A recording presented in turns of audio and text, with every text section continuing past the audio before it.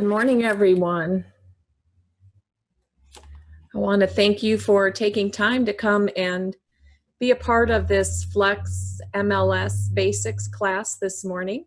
I'm here for you to answer any questions. So as we're going through the basics of FLEX MLS, I don't know if we have any brand new users, but I am going to cover the complete basics. And someone has raised their hand. That's great. Let me go directly into FLEX MLS, first of all. All right, so I'm in FLEX MLS. If you're a new user, I think it looks like this when you log in. This is called your dashboard. And I'm going to show you a secret that I think you're going to like. It's how to go right into the search page when you log into FLEX MLS. So just take notes, real simple. So if you can just go into menu and go into preferences, general preferences. So write that down, menu, preferences, general preferences. Go all the way to the bottom. And you're going to be default dashboard. Select quick search and look at the heading, first page viewed after login. We're going to select quick search and then save. This is going to bring you directly into your search every time you log in from now on. So I'm going to go ahead and log in and show you what that looks like. I mean, we're in FLEX MLS to search, so it only makes sense that when you log in, you go right into the search page. So this is your search page, everybody. Please be sure to put questions in the question and answer session as you come up. All right, so we have three different areas in our FLEX MLS. We have search, find, and act. Over on the left, this is all our search area. Then if you come to this top bar here, all these buttons here are our find. This is how we're going to find our search results. And then these are actions we can take. This top layer of buttons is our actions. These are our searching, finding, and this is our criteria. Okay, so I'm just going to show you a couple things on my PowerPoint presentation. If you want to exclude something in a search, pay attention to these. When you see something's underlined, that means it's a link. So when you're looking for a subdivision, the first one here is when you enter a subdivision, it's going to be subdivision of Waterford. All right, so what if you were searching in the city of Indio and you wanted to exclude a subdivision or two because your buyer said, well, I want to live in Indio, but I don't want to live in subdivision 1, 2, and 3. So how would you easily exclude those and make your life easier? All you would do is click on this word of and come down to the bottom with me. So we're going to subdivision not of Waterford. So when I'm searching, if I click on the word, it'll change to not of. This is how I can exclude subdivisions from a search. And then we could have an either or. So we could have two subdivisions and then we're going to say or Waterford. So you could put Morningside or Waterford. Okay, so very important things for you to know. All right, the first most important thing when searching, this is at the top of your search template. What type of property are you searching for? Most of us are going to be doing residential. That's our default. Here it is. We're searching in residential. When we look up here, we see it says residential, and that's great for most of the times. Sometimes we're going to be searching manufactured in park, vacation rental, residential income, land, and the list goes on. So when you're searching in other property types, click on this down arrow and you'll be brought into this list. And this is where you're going to select the other property type, and it's called a search template.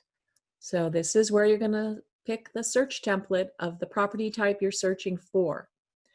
One thing I want you to note, once you select this, it stays there. So if you are searching for vacation rentals on Monday, then you come back on Tuesday and you're looking for residential properties, you're going to be wondering why your results are weird. Come up here and be sure you're back in residential because it holds on to the last one you used. Next, when searching for a subdivision, use the Geocoded Search Bar. And this is right at the top of all your search fields. This is the first thing. This is where you can see how many results you have. This we call the Geocoded Search Bar. We can put an MLS number, an address, or map overlay, which is meaning a subdivision. So use this Geocoded Search Bar searching for subdivisions. The reason you want to do that is because this goes by the mapping. So for an example, if I have an agent out of town and he doesn't quite know where a property belongs or the name of a subdivision, they may not put it in there. But if you put the property, when you're searching, if you put the subdivision in this map overlay button, it will pick it up by the map location. So it will pick everything up, whether it's coded right to the subdivision or not. The only instance which just came up the other day, it won't work if the property isn't mapped right. So another important thing when putting a listing input, be sure your property is mapped in the correct location, because otherwise it's not going to show up when agents are searching for it. So it's going to be, it's going to be left out in some search results. Okay, so that covers the Geocoded Search Bar. Use it to search for subdivisions. All right, let's see what I have next. Adding additional fields. So within our search fields, we have stock fields. That's what the MLS decided were the most important fields to put in. Occasionally, you're going to run across where you need to search for additional information. So down towards the bottom of your search fields, there's a plus sign. It's a green plus sign, and it'll say add additional fields here. So if you want to see if there are other fields that you can add, simply type something in here. And I have 4 examples right here. So let's look at them. So I can put sale type here. I'm going to type it over here, and then it pops up on my right. So look at the banner. It says add a field, and I could add sale type here. That's going to bring all these fields over into the left. So I can select if I want auction, probate listings, standard, notice of default, or real estate owned on this one. So it adds it over to the left into my search. All right, I could type in front of house faces. You might get a client that says, I need a house that faces south or east. You can search a field and add that field into your search, front of house faces. Another one is RV access or parking. And look at that is under community features. So if you're typing something in and it's not coming up, try different words or try to figure out the psychology of, what would that be under? And just keep trying, and then until something pops up over on the right. Another one is disability access. It has all these different options underneath here. So we have handicapped access or roll-in shower, wheelchair adaptable. So if you just add the plus here, it brings in all the fields and you can select, or you can just select one of them and it brings it into your search. All right, so enough of adding additional fields. Marketing remarks. Marketing remarks is a field you can search. So if you're looking for new carpet, we know as agents, we put new carpet in our marketing remarks. So anything you feel like you're looking for that you think would be in marketing remarks, go ahead and type it in marketing remarks, and it'll bring it up in your search. And I have a question. How do you get to adding additional fields? All right, well, I'm going to go over, I think this is my last slide, so I'm going to go over and show you that. So that's marketing remarks. I have one more, let's see, not like. All right, so in marketing remarks, again, we have that button. So this is marketing remarks, new carpet or new carpet. I can go to not like, newly remodeled, or not like, you know, there's just another option that you could change it. So another way to manipulate your search. All right, let's go into Flex, and I'm going to show you, click on quick search. I'm going to show you and answer that question where you find additional fields. So these are your stock fields.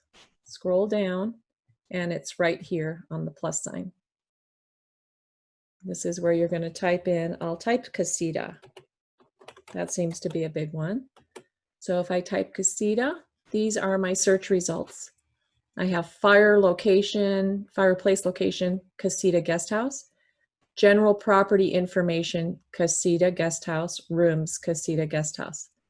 I'm going to click on casita guest house here. And now you can see it added it over into my search. So I can say attached and detached. Now, one thing I want you to know for anybody that's new, if you want to select more than one item, you need to hold Control down on your keyboard. That allows you to select multiple items. And then that's a command on a Mac. Okay, so all of these fields over here, wait, let me get rid of casita. If you want to get rid of something, click on the X over to the right. All right, I got rid of it. All of these fields, if you click on the bar, they're all expandable. So these are your statuses. So if you're doing comps, you want to hold down Control, and we've got pending, closed, and whatever statuses you want to include in your comps. Then once you select off-market properties like pending and closed, you have off-market dates. So you can tell Flex how many days do you want to go back and search for pending or closed properties. So you can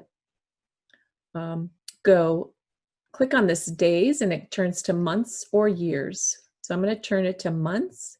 Let's say I want to go 6 months back. And this one has a date range. If I click these opposing arrows, it turns it into this days, months, and years format, which I tend to like, although the range does come in handy sometimes.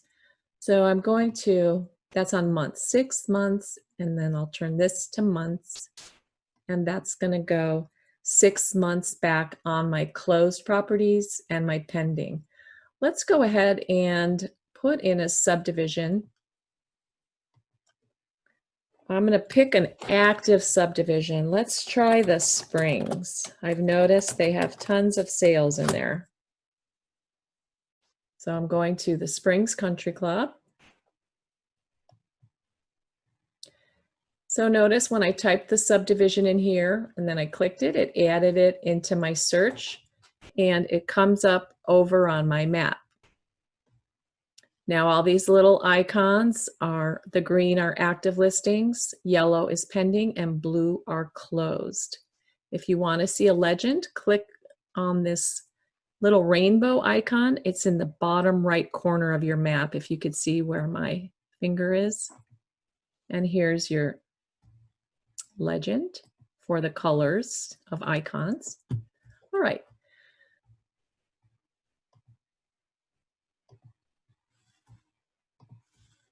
Okay, so I have 90 results, and as you're searching properties, be aware of your results. So I feel like 90 results is a lot, but as we come down and put in more criteria, that should chisel that number down a little bit. All right, so I have my geocoded bar. I put in my subdivision here. I have my statuses of active, pending, and closed right now. And let's put in a price cap. Let's see what we have here. Let's try 650,000 as our price cap. And let's watch our number of results here. That brought it down to 54. We have property subtype here. This is where you can select if it's a single family you're looking for. I'm going to select single family. That affected our results by 2. We're down to 52. We can select if it's attached or detached. Here's the one that we use out in the desert. It's fee or lease land. If you're not sure what that means, I would talk to your broker. So we have that. If you click on the bar, it just will collapse that again. So I'm going to collapse that field. All right, so this is our area field. I'm going to take out the subdivision now so I can demonstrate. I'm going to click on active. That's the default. When you start a search, it's active. All right, let's collapse our off-market dates. We're going to collapse our single-family residence. All right, so I'm going to area. Let's try Palm Desert area. We type in Palm Desert.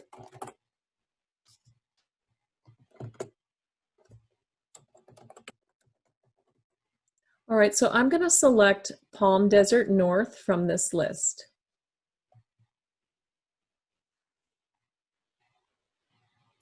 Now I can see the listings that are available in Palm Desert North, and we still have our maximum cap price of $650. So far we have $650 single family. We have 17 results, if you can see up here. All right, so another feature I want to show you that's going to be helpful to you is once you put in an area, if you click on this subdivision field, notice there's a See All button. And what this is going to do, if I click it, there we go. This allows you to see all of the subdivisions in the area we selected. So I have 322 North Palm Desert over here in my search criteria. And when I clicked on this See All button, which is over here under subdivisions in my search criteria on the left, I've got a great list. And this is all the subdivisions in North Palm Desert.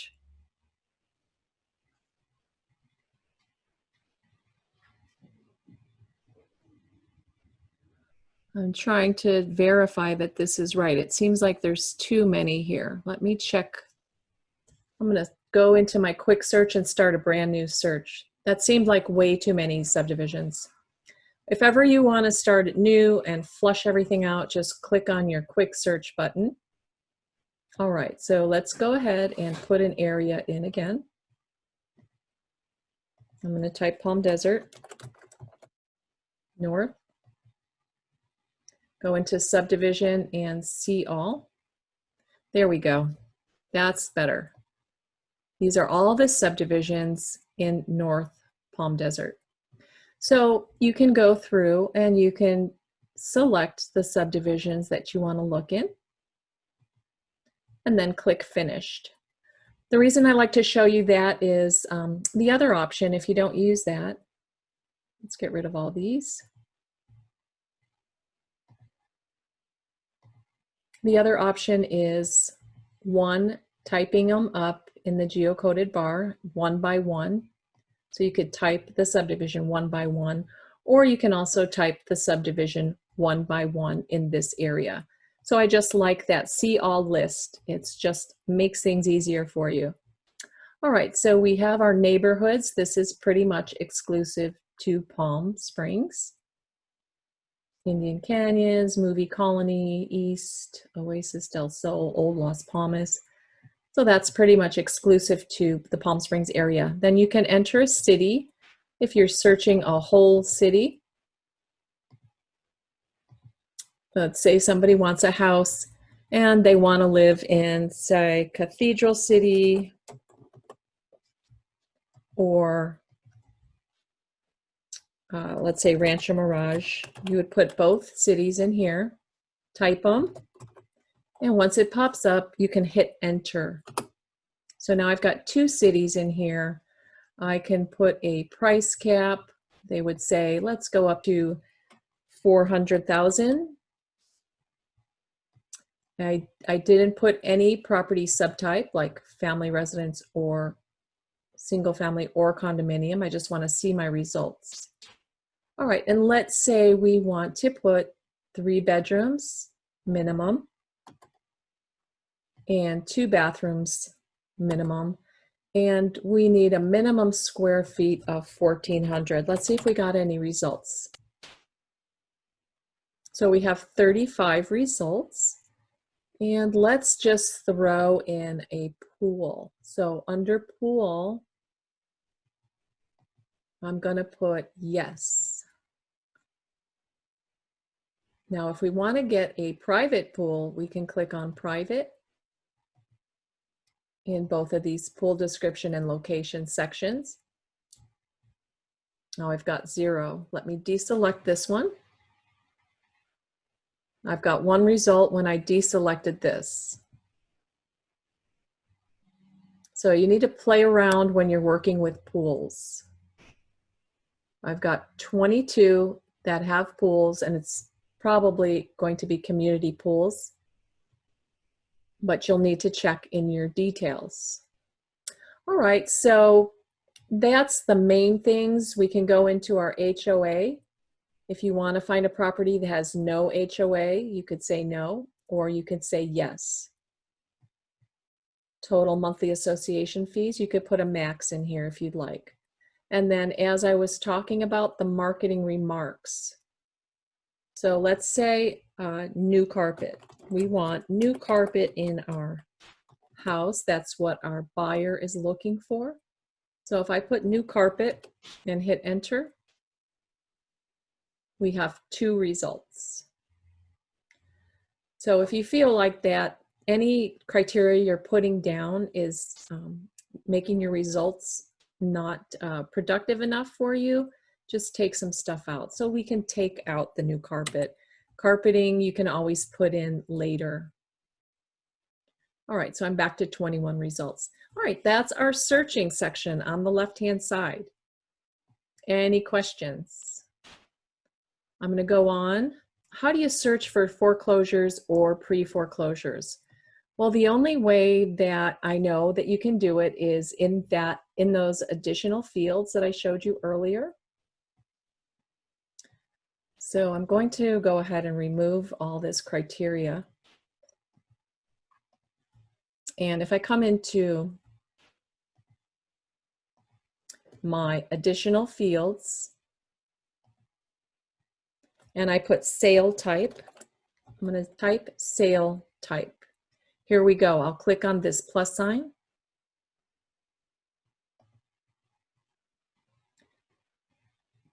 It added auction, so I could click on notice of default, REO, probate listing,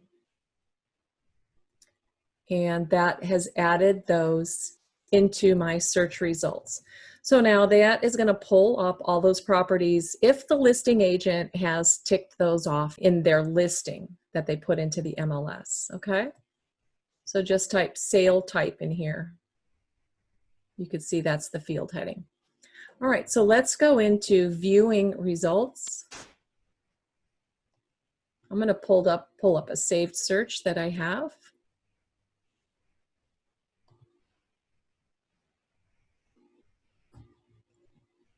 Okay, let me take it into what it's going to look like. So I have a search I've done of mid-century homes. I have 11 search results over here. I added all these different areas.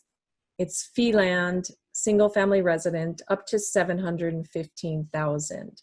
These are active listings, 1,500 plus square feet, and the year built was 1950 to 1970. So I named this Mid-Century Homes. All right, now let me go show you how to view your search results. First of all, you go into List View. This is one way where you get a line by line item view. You can sort these by clicking on a heading. So let's see, these are in price order, so that's good. What if I wanted to sort by subdivision? I can click on the subdivision heading, sort ascending, and now my results have sorted by subdivision. I could sort by area, any of these headings I can sort by. Okay. Then if you notice these icons right here, let me see if I can get a little pen here. Okay, so right here, if you click there, I don't know how to get rid of it. If you click here, it brings you a thumbnail view. So we have it in line item, but we also have a thumbnail view. Now you can expand the font, click on the plus sign here, or the minus sign. Here's another sort option. Go to the drop-down arrow, and you can go by status, price, and area. We'll click that. So now it's got the actives and it's sorted by price. And this is our view. And I'm not going to get into the view right now. It's a little bit more advanced. All right, so we're in list view. We can see our results over here, 11 to the left. I'm going to go into detail view now. All right, so the detail view, if you come over here to this button that says report, there's a drop-down arrow. This allows you to select the type of report or how you want to view your listings. Let's go into the detail report. This gives us all the information. This allows you to see a co-listing agent, if there is one, and just gives you more info. To look at other properties, just click on the property on the left, and then it opens the property on the left, so you can, on the right. So just go down your list, and you can look at the properties in the detail report. So we call this detail view. Now within this detail view, I can also get some tax information. So if I click on neighborhood profile right here, that brings me into my realist tax information. Just give it a moment.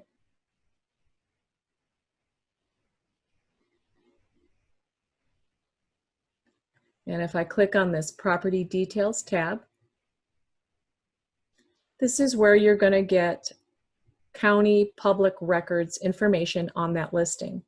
So I have the details, I have the owner's name, tax information. Here's the assessments by year. Okay. Just wanted you to be aware of that. Now I'm going to go back and click on my tab that says Mid-Century Homes. All right, so I'm back in FLEX. So in detail view right here, if you click on the neighborhood profile, that's how you're going to get your tax information. You can get a plot map, all kinds of stuff. Let's see. All right, so that's it for detail view. I wanted to go over these little icons here. While viewing a listing, you can click on this little icon here, and that you'll be able to contact the agent. So just click Contact Agent, and you can send a message or a question to the agent while you're searching results of your properties. This is very convenient. It just doesn't take you away from your search. You could stay focused on what you're doing and contact the agent. You can also request showings within here. If you click this calendar icon right up here on the left, click on the calendar, put your showing date, the time, send a message to the listing agent for a showing request right from within FLEX. Let me go back to list view. There is one thing I'd like to point out to you. So while you're in list view, if you have any questions, you can click on the listing agent's name and it brings up their business card. So if you quickly want to call the agent about a question or whatever it is, here is all the information on that listing agent. So this is really helpful. It keeps you in the page, keeps you focused. You know, you can just work all within this page, get a lot done without going all over the place. You don't have to jump out, search for the agent, get his information. You stay right in here with your listings that you're looking for. All right, just wanted to point that out to you because I think it's really beneficial. All right, so we're going back to our details tab. All right, so now we're going to go to photos. We can look at the photos on each listing. So let's go back to the top one. We can scroll through the photos. We can expand them with this double arrow down at the left corner of the window. So click that window. That brings you into the photos and it just will do an automatic slideshow for you. Or if you want to go faster, you can click on the arrows to the side and go fast through the. You can hit escape, that'll take you out. And then this is a really nice way to just quickly look at the photos in listings. Click the listing on the left and go through the photos on the right. If there's a virtual tour, you'll see it up here in the corner. This one has a virtual tour. I can click it and watch the virtual tour. All right, so then we have map. We have our map view. So I'm going to go back up and click on the top listing. And you can see on my map on the right, see the star here? That's the listing that's highlighted. I can also click one of these active icons in the map and it's going to turn around and highlight it in my list. So now I can see where it is in my list. I can also see the past MLS listings this property had. I could click any one of them if I'd like. And then I'll close it by clicking on the X.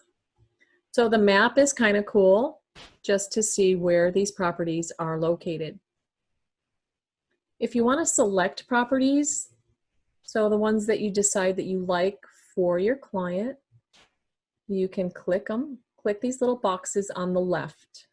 This is how you're going to select properties for your buyer that you think they will like. So I have 11 results, and right next to it you can see I've selected 3 so far. I'm selecting a few more. I have selected 5 properties. All right, another thing, this compare button, I'm going to click here. If you can see, let's go to the search statistics. It's thinking, we'll give it a minute. All right, our search statistics, it's telling me I have 11 properties. And it's giving me the average price is $521,000. Let's go into the comparison statistics. So we can see for all the 11 listings, our average is $521,000. The low is $287 and the high is $699. Our median is $485,000.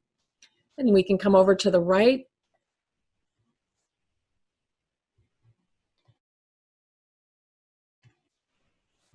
And you can see the dollar-wise how the price changes. We've gone down 30,000 on, and a percent price changes. Okay, so that covers it for viewing your search results. We have list, detail, photo, and map views. Next, we're going to go into what can you do with these listings. Okay, so the main thing is emailing. If you want to email these listings to your client. So let's go back over to the left. Right above the properties, it says results, and then we have selected 5. Let's click on selected 5. All right, so now it has gotten rid of all the other listings and we only have 5 here. Notice we have these green and blue arrows at the bottom left underneath our 5 properties. So we can drag these properties in any order we want. If for some reason we want to change the order of these properties, we certainly can do that. So now I have the properties how I like them, and I need to email these listings to a client. So I'm going to click this email button. Here's one of our actions. We have interactive version and printer friendly. Printer friendly is just going to send something like a flyer or a detail report. Interactive is the most popular one because your clients can click on the pictures, they can see any videos or virtual tours. So we're going to click on interactive. I could see over on the left, you want to check and be sure it is sending the selected 5. Sometimes it would be on all results, or if you were just on the one listing, it would say current listing. So I'm sending my selected 5 listings. Now let's pretend I have not put a contact into my contact management yet. So I'm going to say add a new contact. I'm going to put their name. I'm going to put their email address.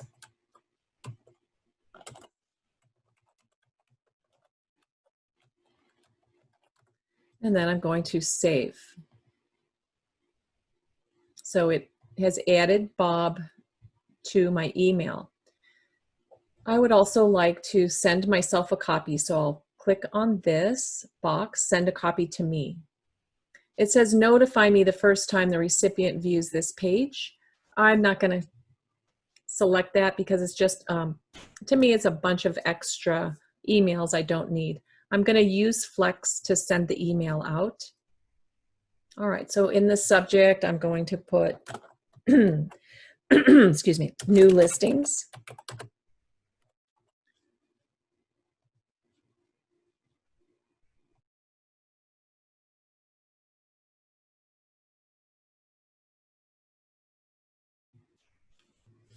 And then I have a message pre-typed in here.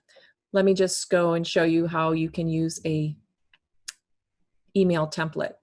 So I have one for a new client. I'm going to select this template I had set up for a new client. I'm not going to go into this now. This is, you can find how to set up an email template in an upcoming Wednesday Wisdom. So I'm going to put Bob. And I personalized it. I'm going to put my name. All right, so now I have this email ready to go out to Bob with these listings, and I'm going to click on email, and the button is all the way at the bottom. If you could go to the bottom of the screen, and I'm going to click. All right, so I just emailed those to Bob. Use the link to go back to your search results on the top left, this blue link. All right, let's go to printing. Up in our action buttons, let's click on print. We're going to print these 5 listings. So up at the top, I can see I have selected 5. Down below here, we have version. We're on public, which is great. We want public for our clients. I'm going to select my detail report. Now, if I want these to be shown on a map, I can select this map button and print combined map for all listings. And we'll see what that's going to look like. This available dates, that is for vacation rentals. I'm going to deselect that. All right, so I have a detail report, public version, and that's going to have the map with the combined map for all the listings. Let's preview this. Okay, so here's my combined map that's going to print. It's got all the listings on a map with a legend. So each one has the address. Then I have a detail report on each listing. Okay, that's awesome. Let's go back and look at a different way you can do that. I'm going to deselect the map now. Now let's say we wanted to print a flyer for each house. These are your different selections, so go through and look at the ones and find the one you like. Let's look at the CDAR 5-photo flyer.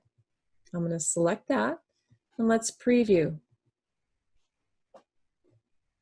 Okay, so this is the flyer you can print out for your client. We've got 5 photos, property info, you have listing information, and it printed out a flyer for each property. That's very cool. Want to look at another flyer? Let's look at the 5-photo flyer. This is the one that doesn't say CDAR. So we have a different format for the listing information. It just kind of breaks it into categories here. All right, I have a question. Can you print a one line? Yes, and I was just getting to that. Thank you for the question.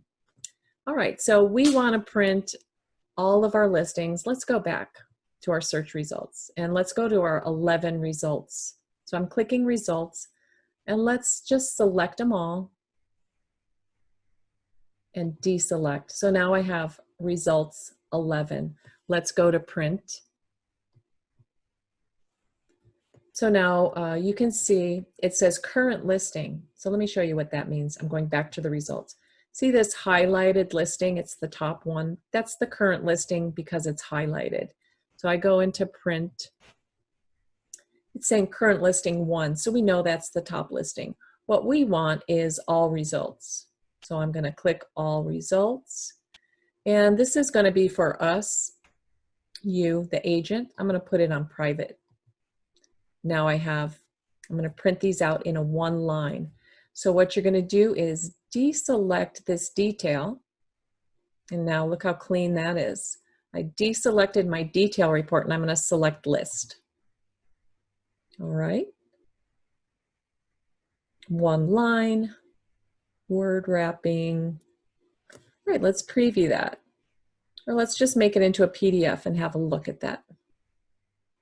So I can PDF that. And here's the PDF down in the lower left of my corner. I'm going to click on that. All right, so that is in portrait view. That is not very good. So let's go back and let's go to print. And let's go ahead and put that in landscape. Okay, so that's a little better. We have our landscape view. That brings me to a point that I didn't go over. Let's go into our list view. I forgot to tell you that you can adjust these columns. So once you see the double arrow, you can hover over these and adjust your columns. All right, let's go back into print, list. Let's bring our font size down to 10 and see if that helps us. And let's preview that again. We're in public view this time. Okay, there we go. This looks much better.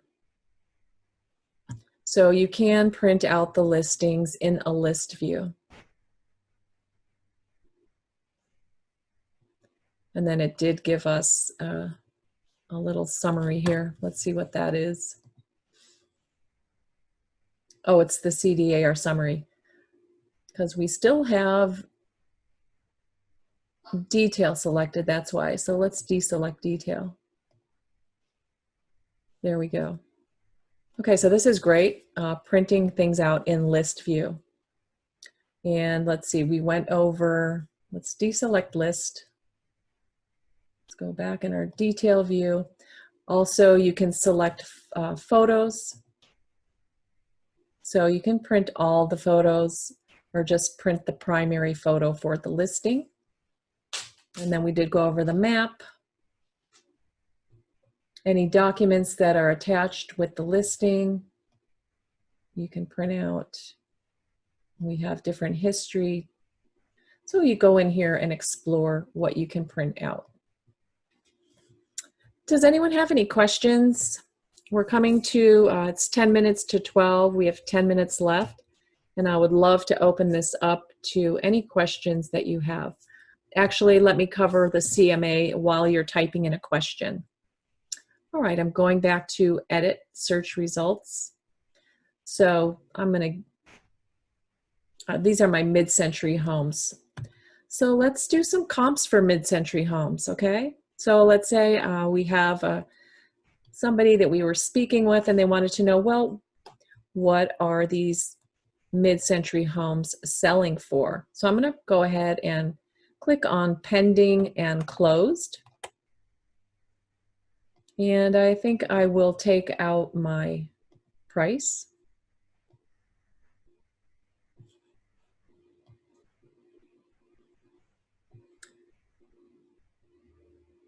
And I'm going to put that back in, I think. Okay, so for my pending and closed, I want to go only 6 months back. So we're going to go ahead and do that. Click on days to months. We're going to go 6 months back. And let's look at our results. We have 75 results. That is a lot. Let me try 3 months back for closed. We've got 54 results. Let me try 3 months back for pendings. All right, we have 54 results. I'm going to show you a little trick you're going to love. All right, so I have this search here, right? And if I want to see clearly all of the criteria for this search, I'm going to come over to the right of the screen with me. Just to the right of the print button, see these 3 buttons? This is more. Click on this more button and then go to this search details. This tells you really clean and concisely what you're searching for. So it tells you the saved search, the name of it. Now I can see I have houses between 1,500 square feet. That's the minimum. It tells me the areas I have in my search. Fee, single family, pending and closed. Then I have year built, 1950 to 70, up to 715, and then tells me I'm going 3 months back. So this is really cool to see exactly what you're searching for. All right, so then if you want to do a quick CMA, go to this CMA button and click on one line CMA. That's going to put all your results in one sheet sorted by the status.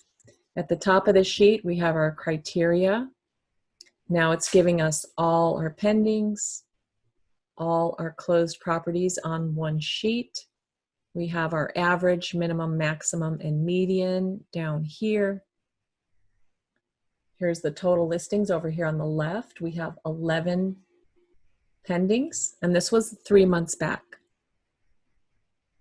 And we have 43 solds.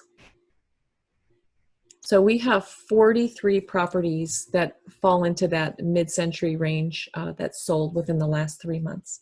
Okay, so that is your one-line CMA. Real easy.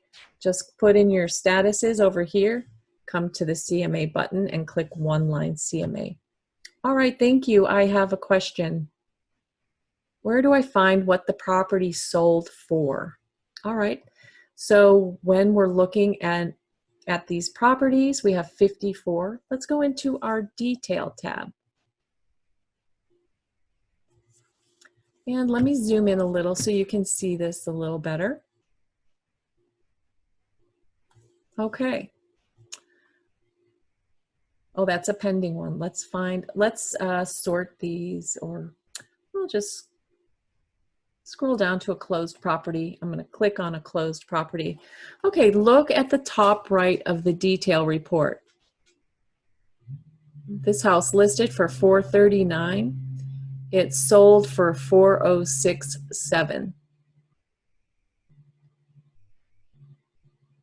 Okay. Days on the market is over here to the left, 57 days on the market. All right, so let's go into list view. Okay, so it doesn't show anywhere on here what the property's closed for, or when the property closed, or for how much. But you can also select and customize this to show more columns. There is it's a short video. You can go to YouTube, California Desert Association of Realtors on YouTube, and look for the video that's called adding a column to your view. So I could add the closing date to these columns. I can add the closing price to this column, and then I can save it. So when I would select it from here, I could select it from this little drop-down menu over here, this white box above my search results. These are different views, and you can save them, and you can select different views. So if I have, say, like a closing view, here's one that has an expiration date. So you can customize your views, add columns. There's a lot of different customizations that we can do within FLEX. That's more advanced, but today we're covering the basics. I'm about to wrap it up, but I really would like to answer any more questions if anyone has any more questions.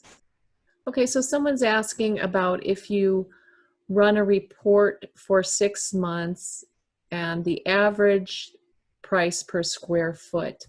That information is actually on our report. Let's see. That is not a good one. That one's all smushed together. Price per square foot. Here we go. Wait, here we go. Price per square foot.